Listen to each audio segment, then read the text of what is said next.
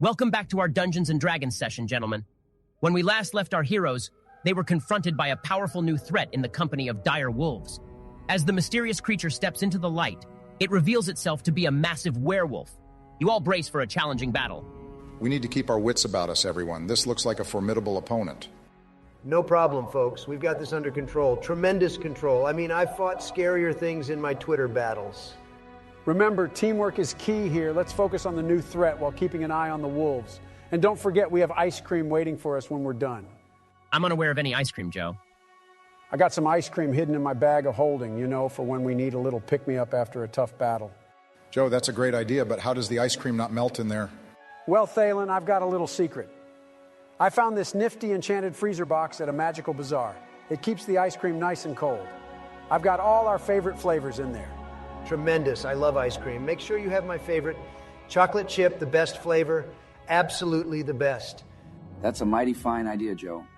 Nothing like some good old ice cream to boost morale. Well, I don't recall us ever discussing this enchanted freezer box and ice cream during our previous sessions. I'm not sure whether I should allow it or not, since it's quite an unusual addition to our adventure. But we can discuss it after we finish today's session. Sounds fair, Ben. I figured we could all use a little treat, especially with all the intense battles we've been facing. But I understand the need to stick to the rules and maintain the consistency of our game world. That's true, Ben. We should respect the boundaries you've set as our game master.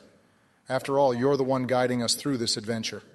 Hey, Barack, are you ever going to stop sucking up to the game master? I mean, we all know you're a smooth talker, but come on. Donald, I'm just showing respect to our game master, who's put a lot of time and effort into creating this world for us to enjoy.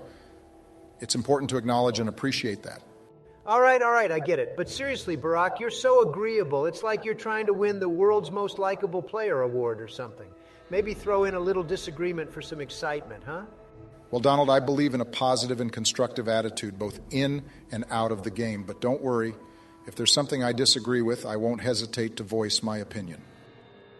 Oh, I'm sure of that. I just hope you won't try to filibuster our game sessions with your eloquent speeches. All right, let's move forward. The creature, with blood-red eyes, snarls and leaps towards the group. Roll for initiative. I got a 14. Not bad, right? A natural one. It's rigged, folks. Rigged. I demand a recount. 17 for me. Slow and steady wins the race, folks. I rolled a 19. And I got a 10, not my best. Thalen, you're up first. I'll cast Hunter's Mark on the werewolf and then fire an arrow at it. I rolled a 20. Let's see if we can make a dent in this healthcare plan. Thalen, your arrow hits the werewolf, but it doesn't seem to do as much damage as you'd hoped. It appears to have some sort of resistance. Must be the pre-existing condition. Gruff, your turn. I'll charge the werewolf and try to knock it prone with my shield. I rolled an 18. Gruff, you successfully knock the werewolf prone, but it quickly gets back on its feet with a snarl. It must not have liked your hairy legs story. What? Gross. Farnham, what do you do? I'll try to sneak around and find a weak spot on the werewolf. I rolled a 16 for stealth. Mission accomplished? Farnham, as you attempt to sneak around the werewolf, it catches your scent and turns to face you. Caden, your move. I'll cast Fairy Fire on the werewolf to make it easier for everyone to hit. 23. Time to light this party up. The werewolf is now outlined in a violet light, making it a clear target for the rest of the group. Barnabas, you're up. I'll try to cast a fireball spell at the werewolf. It's a 12. I have the best spells, believe me. Barnabas, your fireball goes wide, missing the werewolf and igniting a nearby tree instead. You've got a real talent for firing things. The werewolf, angered by the attack, leaps at Farnham and attempts to bite him. What's your AC, Farnham? 16. Bring it on. Farnham, the werewolf's bite connects, and you take 8 points of damage. Darn it, that hurt. Dire wolves, now emboldened, also join the fray, attacking the group. Thalen, a wolf lunges at you, but you manage to dodge the attack. Close call. Gruff, a wolf bites at your leg, but your armor protects you from any damage. Good thing I wore my sturdy armor today. Can't be too careful. Caden, a wolf manages to bite your arm, dealing 5 points of damage. Ouch, I'll need to heal that up soon. Barnabas, a wolf tries to pounce on you, but you narrowly avoid its attack. They can't touch me, folks. I'm too quick. I've dodged more lawsuits than that wolf has fleas. We're back to the top of the order. Thalen, it's your turn. I'll fire another arrow at the werewolf, trying to exploit its weak spots. 25 hits, right?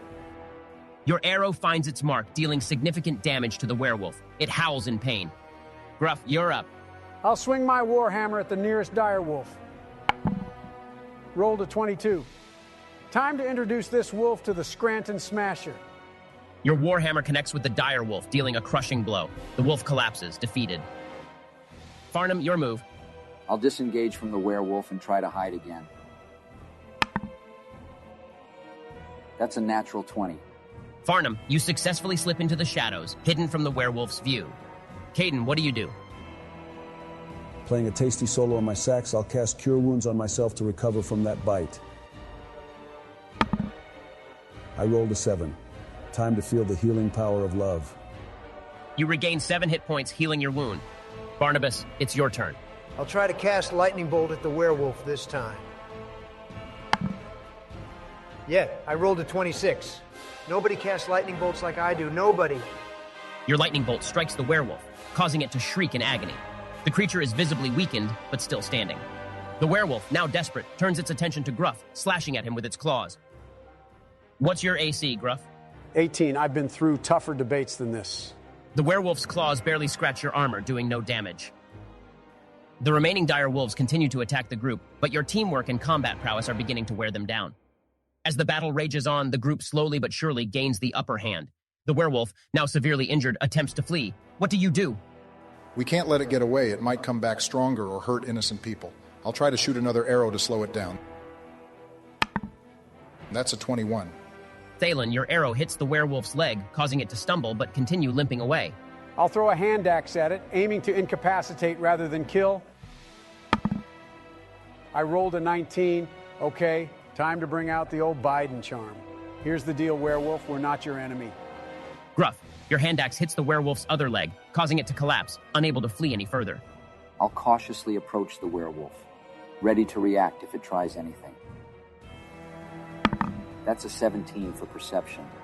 I'm on a mission of peace. Farnham, as you approach, you notice that the werewolf is breathing heavily and appears to be in severe pain.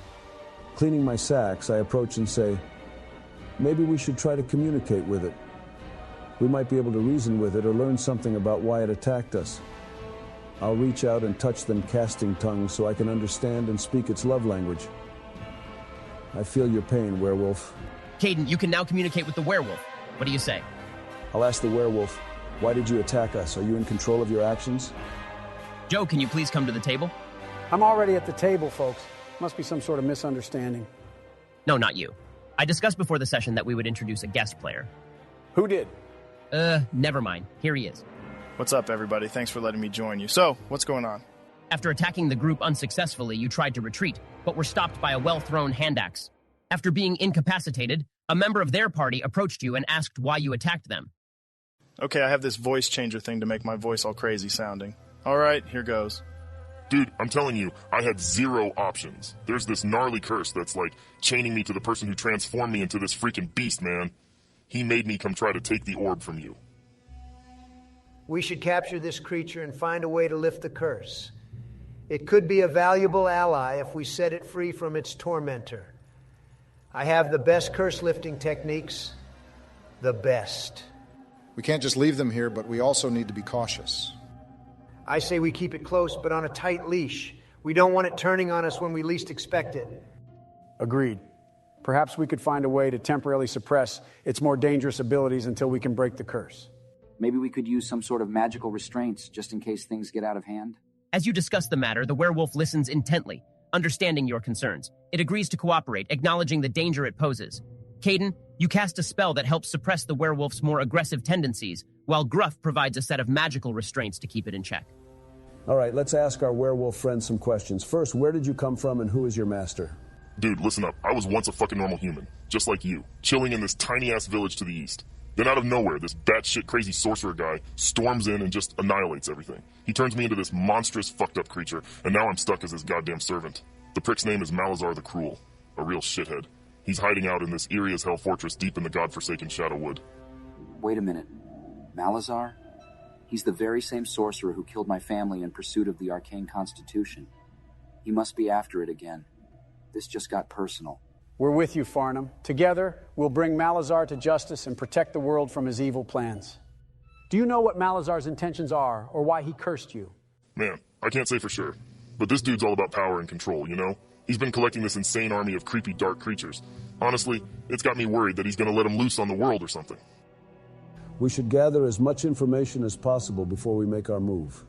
The more we know about Malazar and his fortress, the better our chances will be. Before we continue, we should know your name, friend. And what do you look like when you're not in this werewolf form? I'm Rennick. When I'm not trapped in this batshit crazy cursed form, I'm just a regular-ass human, dude, a ranger. I've got dark hair, green eyes, and I used to roam the forest, you know, protecting the wild and shit. But then this out-of-control curse came along and everything went to hell. It's a pleasure to meet you, Rennick. We'll do everything we can to help you regain your true form and free you from Malazar's control. Hey man, I'm cool, I promise. Just give me a shot and I'll prove myself as a solid ally. We'll have each other's backs, dude. Right. We'll need to come up with a plan to infiltrate the Shadowwood and confront Malazar. As you discuss your plan, you can't help but feel that you're heading into even greater danger. Will you be able to cure your newfound ally? Will you find a safe way through the Shadowwood in search of Malazar's fortress? Will you get the ice cream that Gruff believes he has? We'll find out on the next episode. Thank you for joining us in our third episode. If you'd like to see more of our quest for the Arcane Constitution, then please like and subscribe for more presidential adventures. I'm Ben Shapiro, and I'll see you in the next episode.